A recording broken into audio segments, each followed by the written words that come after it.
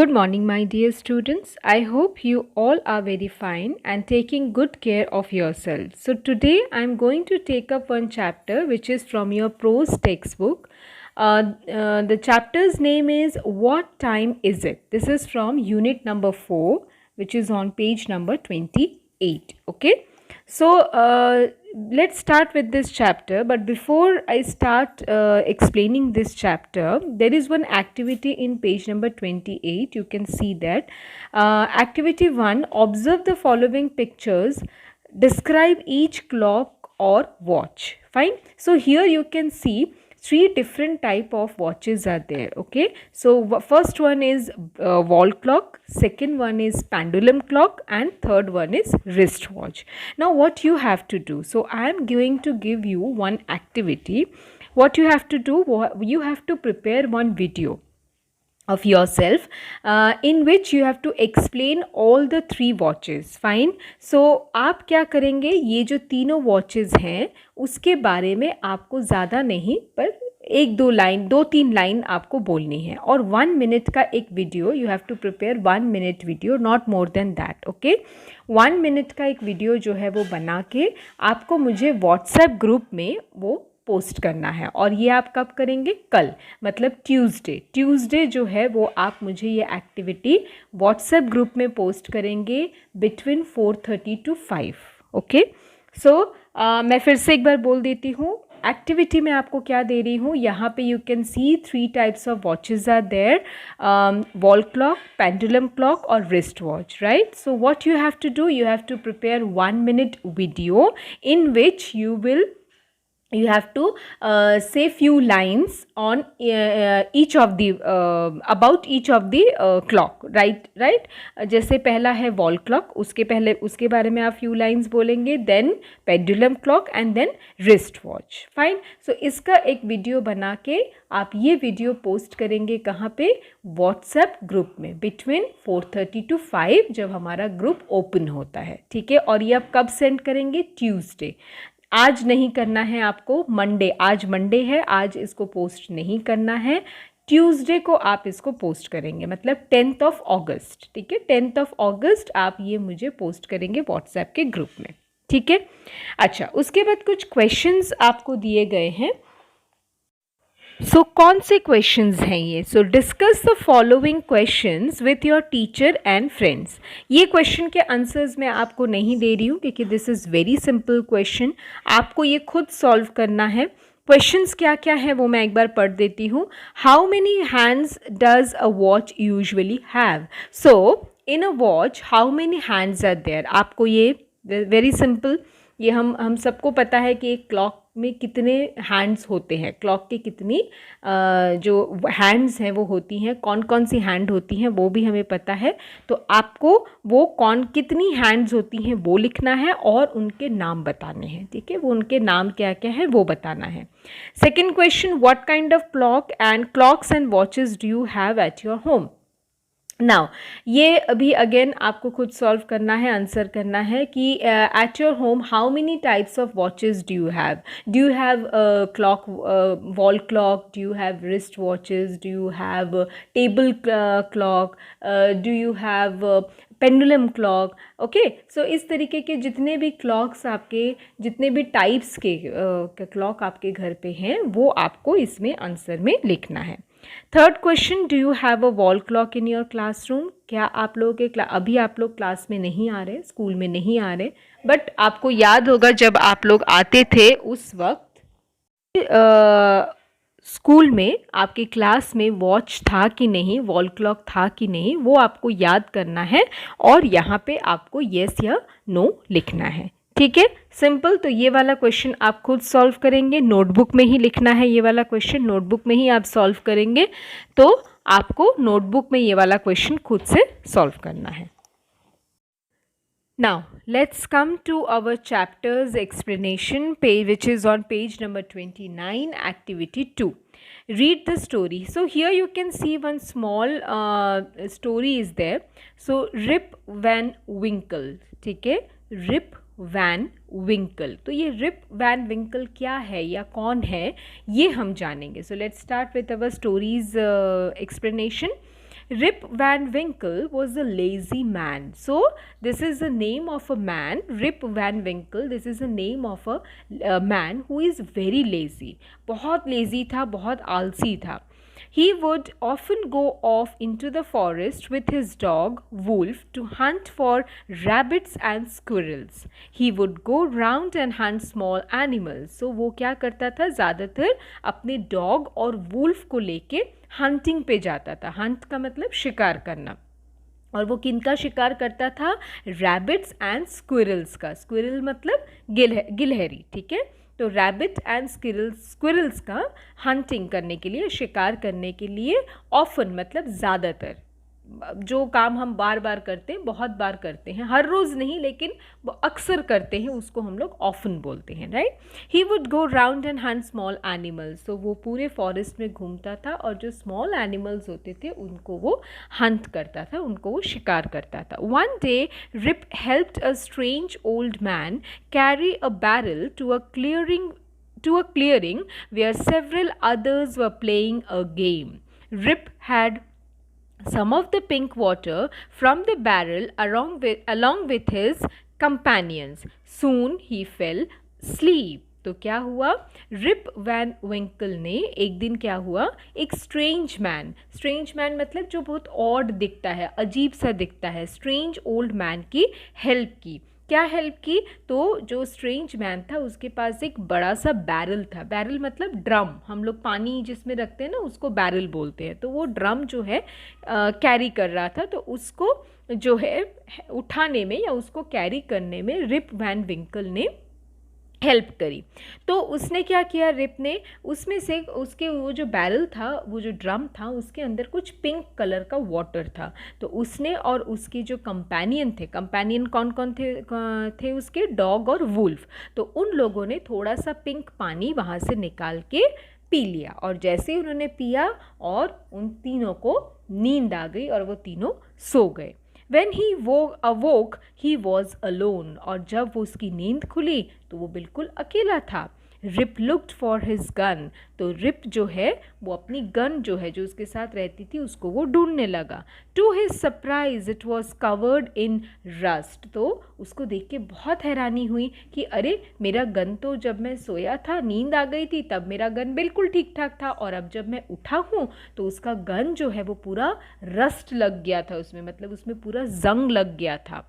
Feeling confused and hungry. तो ये देख के रिप को बहुत कन्फ्यूजन हुआ, बहुत ज़्यादा भूखा भी था वो और बहुत ज़्यादा वो कंफ्यूज भी हो गया. Rip headed for his village. तो रिप जो है उसने क्या किया, वो विलेज की तरफ चलने लगा, अपने विलेज की तरफ चल पड़ा.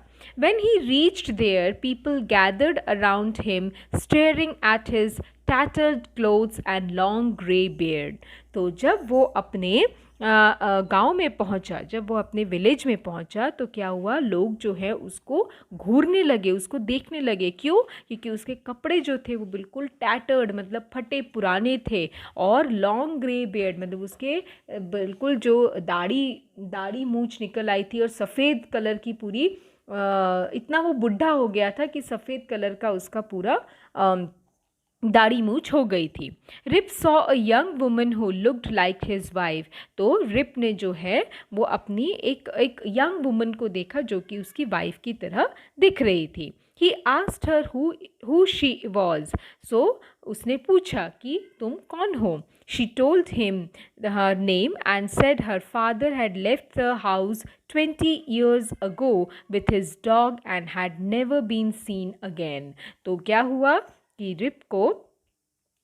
रिप की जब ये उस वुमन को रिप ने पूछा कि तुम कौन हो, एक यंग वुमन को जब पूछा तो उसने ये बताया, उसने उस लड़की ने अपना इंट्रोडक्शन दिया. तो उसने क्या बोला, तो उसने बताया कि उसके जो फादर हैं वो 20 years पहले घर छोड़ के जंगल में चले गए थे और अपने डॉग के साथ चले गए थे, और वो कभी भी वापस नहीं आए. ऐसा उसकी डॉटर, एक्चुअली वो रिप की डॉटर थी, जिसने अपना इंट्रोडक्शन इस तरीके से दिया.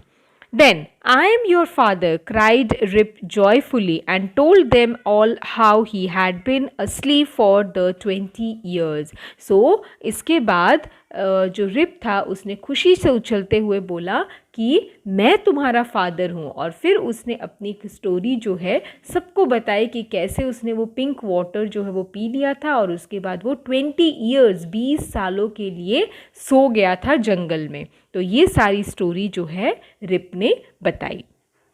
ठीक है, सो ये जो चैप्टर है, ये जो स्टोरी हमने पढ़ी वो किस लिए पढ़ी, तो ये हमें बताता है कि जो टाइम है, टाइम के बारे में, बिकॉज ये हमारा जो चैप्टर है, ये पूरा जो चैप्टर है, this is all about time. तो टाइम के बारे में है। तो यहाँ पे एक शॉर्ट स्टोरी है कि रिप वैन विंकल जो है वो इतना लेज़ी पर्सन था, बहुत लेज़ी, उसको काम नहीं करना होता था, ज़्यादातर वक्त उसको सोए रहना होता था। तो एक बार ऐसा उसके साथ हुआ कि उसने कुछ ऐसा लिक्विड या ऐसा कुछ पानी पी लिया जिसकी वजह से उसको 20 ईयर्स तक वो सोता ही रहा, और 20 ईयर्स के बाद जब वो वापस आया तो बिल्कुल बुढ़ा हो चुका था, ओल्ड मैन हो चुका था। तो ये हमें टाइम की इम्पॉर्टेंस बताता है कि जब हम टाइम की इम्पॉर्टेंस नहीं करते हैं और लेज़ीनेस दिखाते हैं तो काफ़ी बार टाइम भी हमारे साथ ऐसा कुछ कर सकता है, राइट। तो रिप वैन विंकल क्योंकि वो इतना लेज़ी था तो क्या हुआ, उसने अचानक से कुछ तो भी वाटर पी लिया जिसकी वजह से उसकी 20 ईयर्स जो है वो सिर्फ सोते हुए निकल गए। और जब वो वापस आया तो वो खुद भी बूढ़ा हो चुका था, उसकी बेटी जो थी वो एकदम यंग हो चुकी थी, जो उसकी छोटी सी बेटी थी वो यंग हो चुकी थी, और सब कुछ बिल्कुल बदल चुका था, राइट। चलिए अब हम डिस्कस करेंगे हार्ड वर्ड्स के बारे में, ठीक है। पहले हम डिस्कस करेंगे hard words and then word meanings. Now let's start with our hard words. So here I have given you 13 hard words. मैं एक एक करके जो है सारे हार्ड वर्ड्स जो है वो प्रोनाउंस कर रही हूँ as I always do, so that you can pronounce it जिस तरीके से मैं कर रही हूँ। You can do the practice of pronouncing it and 2 times आपको ये नोटबुक में लिखना है, अपनी नोटबुक में, okay. First word is squirrels, squirrels. Second word is hunt, hunt. Third word is clearing, clearing. Fourth word is barrel, barrel. Fifth word is awoke, awoke. अवोक का मतलब जब वो उठा, ठीक है, ये पास्ट टेंस है, अवेक का पास्ट टेंस है अवोक, ठीक है। Sixth word is companions, companions, companions का मतलब friends. Seventh word is surprise, surprise. Eighth word is covered, covered. Ninth word is gathered, gathered. 10th word is confused, confused. 11th word is tattered, tattered. 12th word is joyfully, joyfully. And 13th word is asleep, asleep. Okay, so ये hard words हैं जो आपको अपनी notebook में 2 times लिखने हैं। Now coming to our word meanings. So पहला word क्या है, ऑफन, मतलब many times. To hunt, to kill. Third one barrel, a big drum to fill water. Fourth one to shut, to close. Several, many. Sixth one companion, friend. Seventh one confused, puzzled. Eighth one tattered, torn. ठीक है, torn या tattered का मतलब फटा हुआ, फटा पुराना, okay. Ninth word is grey, white, ठीक है, ग्रे का मतलब वाइट। ये वर्ड मीनिंग्स आप अपनी नोटबुक में 1 टाइम लिखेंगे। हार्ड वर्ड्स लिखने के बाद आपको 1 टाइम क्या लिखना है, वर्ड मीनिंग्स अपनी नोटबुक में लिखना है, okay. Now coming to our other exercises, see यहाँ पे जो क्वेश्चंस हैं उनके आंसर्स मैं अलग से आपको पीडीएफ में दूंगी, ठीक है, सभी के आंसर्स मैं दे दूंगी। पहले आप समझ लीजिए क्या क्या क्वेश्चंस हैं, उसके बाद मैं सभी के आंसर्स आपको दूंगी। फिल इन द डिटेल्स है, question number A page number 29 पे है। Question number A, fill in the details, ये वाला जो है ये आप अपनी नोटबुक में लिखेंगे। टेक्स्ट बुक में आपको लिखना है, आप लिखिए, लेकिन नोटबुक में लिखना इज कंपलसरी, ठीक है।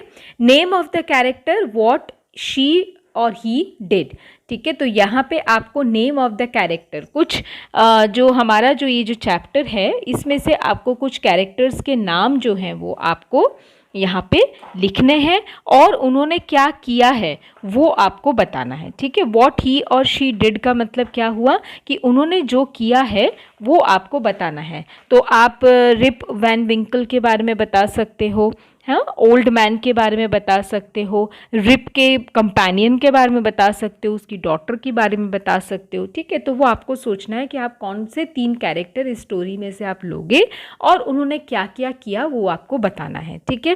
मैं इसके आंसर्स दूंगी, लेकिन आप वो आंसर भी कॉपी कर सकते हैं और उसके अलावा अगर आप खुद का कोई दूसरा कैरेक्टर और आंसर आप लिखना चाहो तो वो भी आप लिख सकते हो, नॉट एन इश्यू, ठीक है।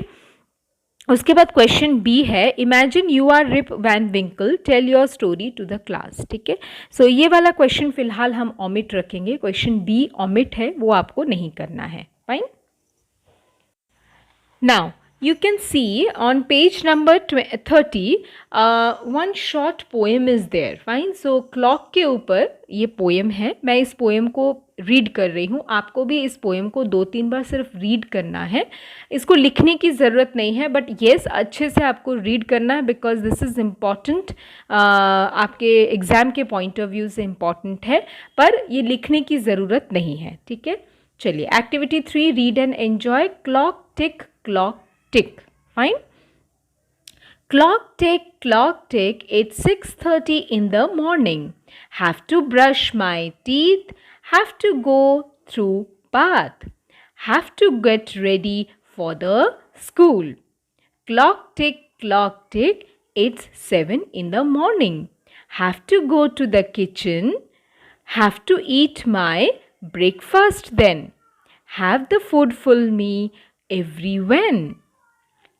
clock tick, it's 4 in the afternoon, have to do my homework, have to go to play in the garden, have me to relax after the whole day's hard work। clock tick, it's 9 in the evening, have to settle my bed like a serf, have the burden of the day off, have me win my good night sleep। fine। so this is a short poem। I want कि आप इस poem को अच्छे से पढ़िए और शायद इसमें से कुछ वर्ड्स हैं या कुछ लाइंस हैं जो आपको समझ में ना आए, तो मैं चाहती हूँ कि आपको जब मैं गूगल मीट लूँ कल आपकी, तो उसमें आप लोग मुझे पूछेंगे, ठीक है। मुझे पता है इसमें से कुछ वर्ड्स हैं, कुछ लाइंस हैं जो आपको समझ में नहीं आएंगी, मैं यहाँ पे अभी इसका एक्सप्लेनेशन नहीं कर रही हूँ क्योंकि मैं चाहती हूँ कि आप लोग इसको अच्छी तरीके से पढ़ें और जो इसमें से मीनिंग आपको समझ में नहीं आया है वो आप मुझे कल गूगल मीट में पूछेंगे, okay. Now coming to next page number 31, activity 4, ये क्वेश्चन आंसर्स हैं। इसके जो मीनिंग है व्हाट आर द, अच्छा क्वेश्चन आंसर्स एक बार मैं रीड कर देती हूँ। Ask the following questions to your friends sitting next to you, share the information with your teacher in writing. So अभी तो हम स्कूल में आ नहीं रहे हैं कि आपके फ्रेंड्स आपके साथ में बैठ रहे हैं, ऐसा नहीं है। सो ये आपको खुद से ही करना है। What are the 3 activities that you do in the morning, आप सुबह कौन सी 3 एक्टिविटी है जो सबसे पहले उठ के आप करते हैं। What are the 3 activities that you do in the afternoon, what are the 3 activities that you do in the evening, when do you go to sleep. तो वेरी सिंपल, ये 4 क्वेश्चन हैं, इनके आंसर्स भी मैं आपको दूंगी, लेकिन आप खुद के आंसर्स भी लिख सकते हैं क्योंकि आपका खुद का क्या स्केड्यूल है, क्या टाइम टेबल आप फॉलो करते हैं, आफ्टरनून में, इवनिंग में आप क्या करते हैं, सुबह सबसे पहले उठ के आप क्या करते हैं, कब आप रात को सोने जाते हैं, तो ये सबका अलग अलग अपना अपना रूटीन होता है, राइट। तो आप अपने हिसाब से आंसर्स लिख सकते हैं, अदरवाइज मैं इसका आंसर आपको दूंगी, बट मैंने यहाँ पे आपको क्वेश्चन जो है वो समझा दिया कि आपको क्वेश्चन में क्या करना है। एक्टिविटी 4 आप अपनी नोटबुक में लिखेंगे और नोटबुक में ही आपको ये करना है। Now coming to activity 5, draw arms, fill in the blanks given below the clock. Okay, this is very simple and interesting.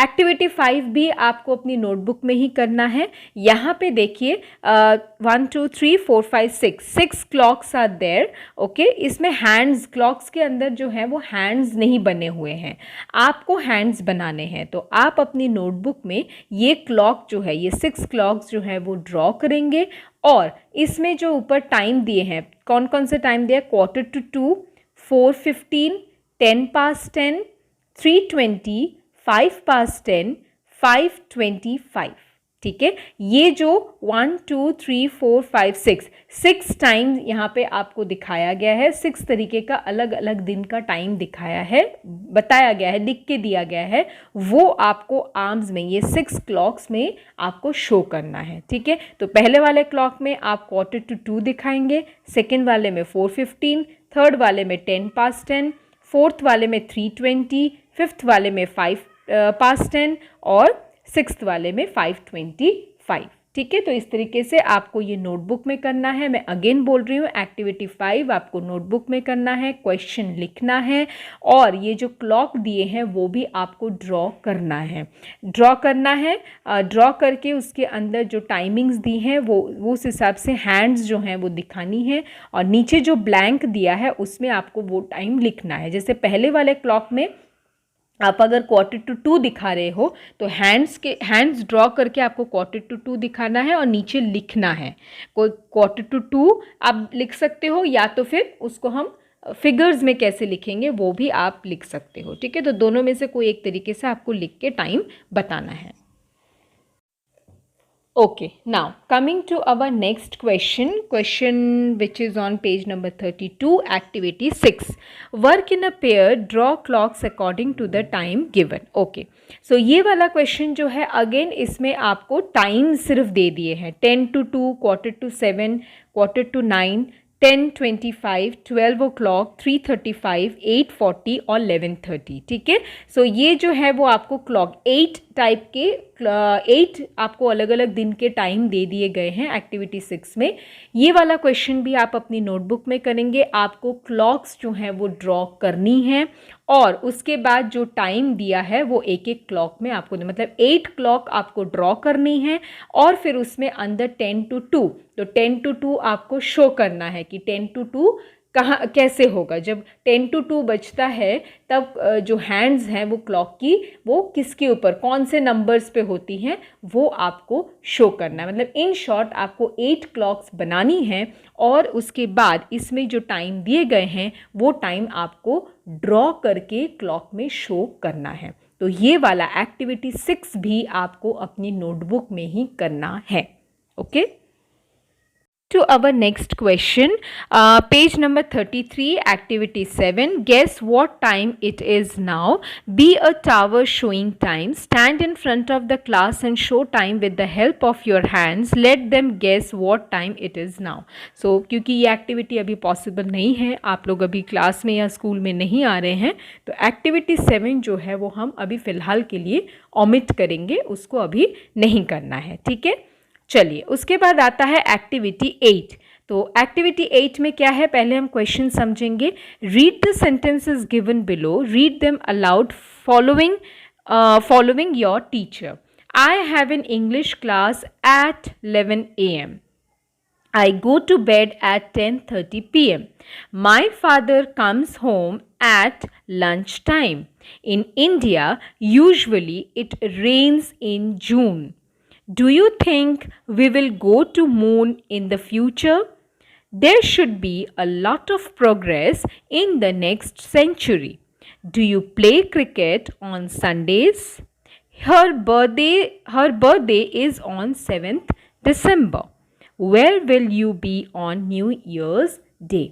सो ये वाला क्वेश्चन क्या है, ये एक्टिविटी हमको क्या बता रहा है, पहले वो आपको समझना है, ठीक है।